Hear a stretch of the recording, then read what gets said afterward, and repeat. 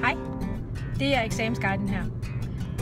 Jeg har gennem de sidste par uger haft en del snakke med forskellige unge mennesker, der er ved at være færdige med 3.G, enten på en gymnasium eller en handelsskole, eller nogle af de her unge mennesker, der er ved at være færdige med HF.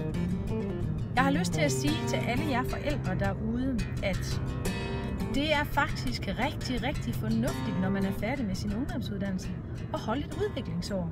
Eller 2.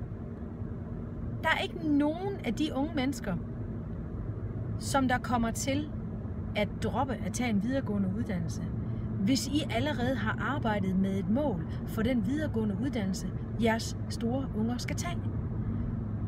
Det, jeg bliver enormt provokeret af, det er, når vi omtaler de her udviklingsår, der er mellem ungdomsuddannelserne og den videregående uddannelse, som sabbatår eller som fjummerår.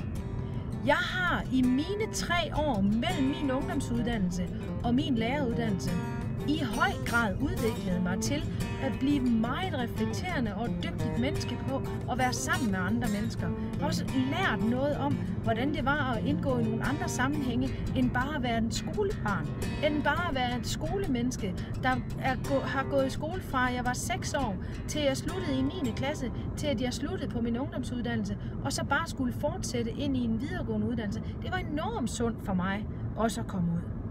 Jeg har mødt rigtig mange, også i mit voksenliv, som har færdiggjort fine videregående uddannelser med masser af udviklingsår indimellem.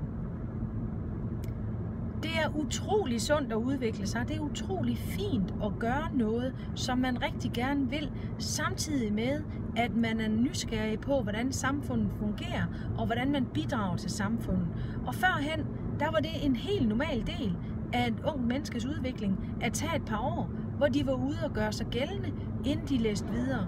Det er rigtig sundt for de unge mennesker. Lad være med at være så nervøs for, at det skal blive til sabbat eller fjummerår. Sig til dem, hvad er målet med, at du holder et udviklingsår? Hvad har du specifikt fokus på i det år, hvor det er, du tænker, du skal gå og lave noget andet, end at læse i bøgerne?